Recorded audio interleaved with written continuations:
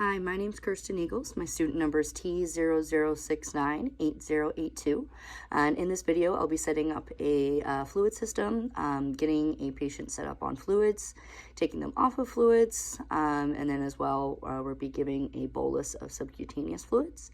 So my CM that is helping me out today would be Kimberly Curry. So she's helping to hold the patient while I do the fluids. And then as well, she's behind the camera, just filming. Okay, so this is Rue here. So to determine hydration status in a patient, there's 4 things that we're going to check. So first is skin resiliency. So just making sure that skin is, pliable. If it feels leathery or anything like that, you know that they may be dehydrated. The second thing would be skin tent. So you would take the skin on the back of the scruff, twist it, and then see how fast it drops, or if the twist stays. If the twist stays, or if it's delayed in going back down, then you would know they're a little bit dehydrated. You would check the eyes as well. So if the eyes are nice and bright, you know they're well hydrated.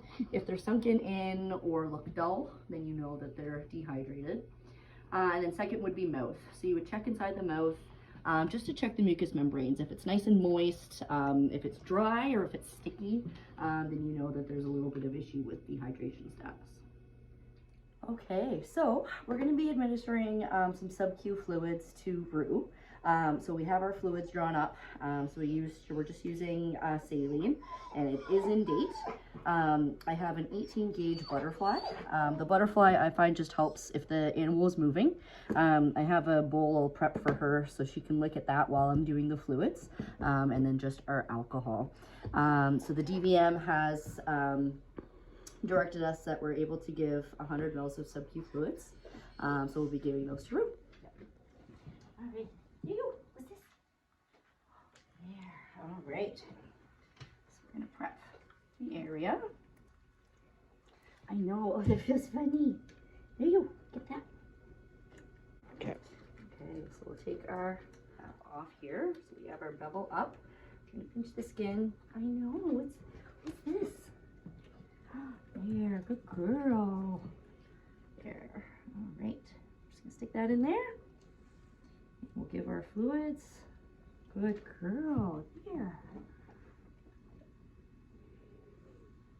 I know that feels funny. I know. Come on over. What's this? No? All right, we'll keep doing that. All right, so now I'm just going to switch that out. Good girl, Rue. And we'll give the remainder, the rest of the 40.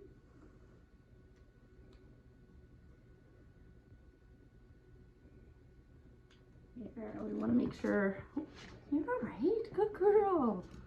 There. I know. Okay, I'm going to recap that. We're just going to make sure that the area isn't bleeding or anything like that. She's still got lots of room under there, so we didn't put in too much. And we're all good to go. Here, you want the rest of that? Good girl. Yep. All right, so we're going to be calculating the fluid rate for Edie today. So Edie's just going to be having a procedure done. So Edie weighs 41 kilograms. So for surgery fluids, we do 5 mils per kg per hour. So if we do 41 times 5 mils per kg per hour, that's going to equal,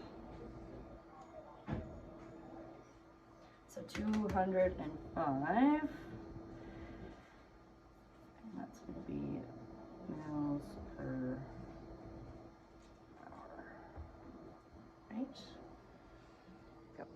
Okay, so now we're going to determine the drip rate. So with Edie, we're going to be using a 10 GTT drip rate. So if we're going to do 205 mils per hour times, it's going to be 1 hour per 60 minutes times 10 drips per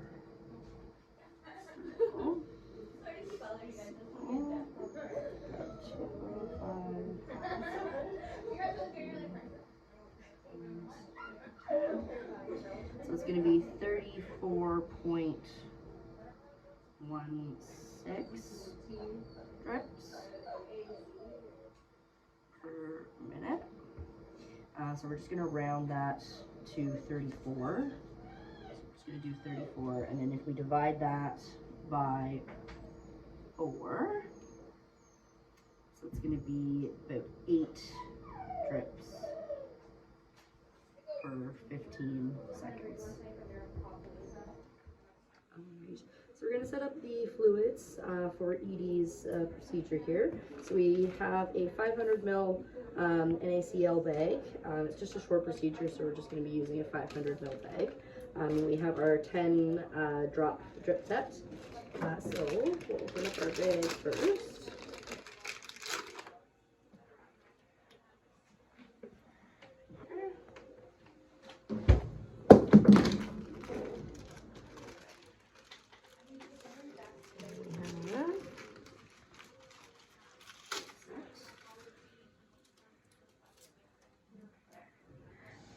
All right, so we have all of our equipment ready.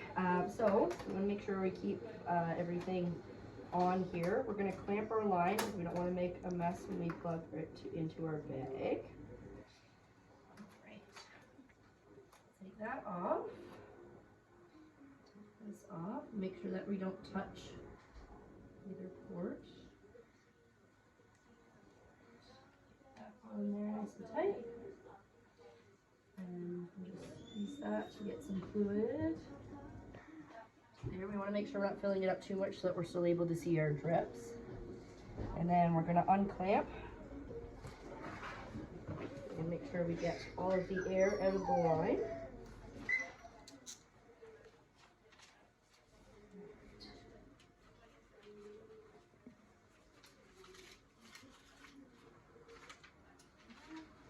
Injection ports, you can flip those upside down and kind of give those a flick, and that's going to get out any air bubbles as well. Same with the other.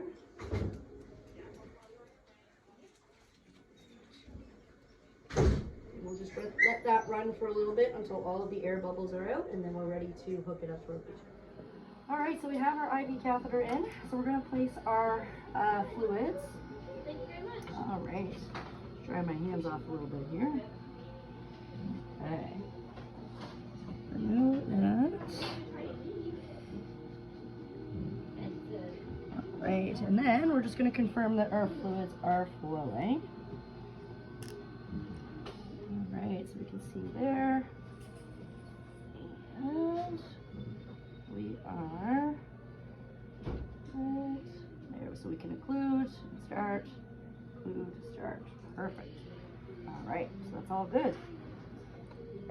Alright, so we're going to set our fluid rate. So we're first going to do it with just the gravity fed. So we're going to be counting by 15 seconds, and we determined that our rate was going to be 8 drops per 15 seconds. So, put that on. And we're going to count 15 seconds.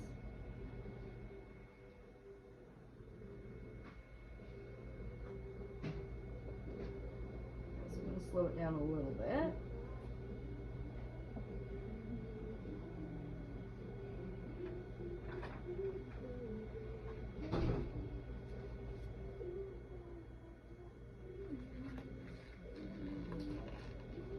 There. All right. So that'll be what our drip rate will be at. So that's 8 drips per 15 seconds. Yep. Okay, so now we're going to set the infusion pump.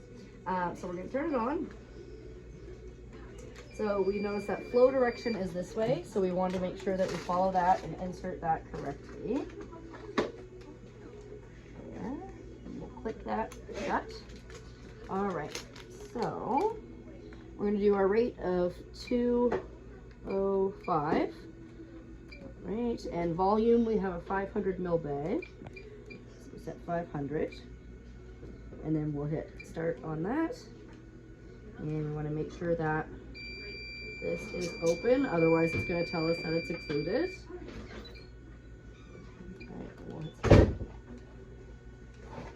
Perfect, and then we're running, and we're all set to go.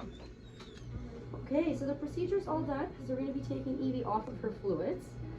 So I'm just going to cut the piece of tape that's holding the fluids here so that we can take that off nice and easy.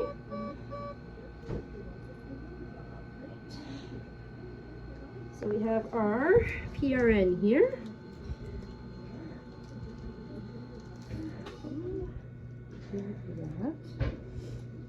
Okay.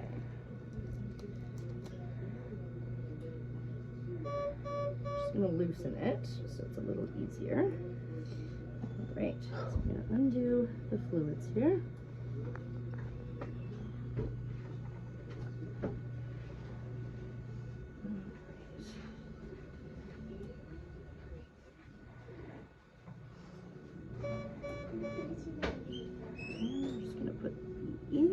Junction cap on. And put that end onto our fluids just in case we need those. And then we're going to tape that in. Alright, so we're just going to tape that in. So we're just going to tape over. We don't want to tape over where it comes off or over the injection port. But that's just going to help secure it to the leg. Make sure that it doesn't come loose. There, we're all set. Okay, so some signs that your patient may be overhydrated. So the first would be if there's increased lung sounds, and then you know that you're maybe getting some fluid into the lungs. Second would be subcutaneous edema. So if we're getting localized edema or just kind of general edema like in the legs or anything like that. Then there would be dyspnea, or if the patient is having trouble breathing, then there may be fluid pressure building up inside the body. And then the next one would be discharge from the eyes or from the nose. Then you know that they're getting too much. And then the last one would be if their eyes are getting swollen, so the conjunctiva of the eye. If that starts to swell, then you know that the patient's getting too many fluids. Right, so we're determining how many or how much fluids the patient has gotten. So if we're using a gravity system, you would count the drip rate per 15 seconds. Then you would times that by 4 to determine how many drips are given per minute. And then you would multiply that by however long they've been on the fluids for. So say they've been on it for an hour, then you would times that by 60, and then you would get how many drips they've gotten in an hour, and then divide by how many drips, like determine based on what system you're using. So if you're using a 60 drip system or a 10 drip system, you would divide by that number to determine how many mils they've gotten. If you're using an infusion pump, the rate is already set. So you would just multiply the rate by however long they've been on fluids. So if they're getting, say 20 mils an hour, you would just multiply that by however long they've been on the fluid. So if they've been on an hour, then you know they've gotten 20 mils.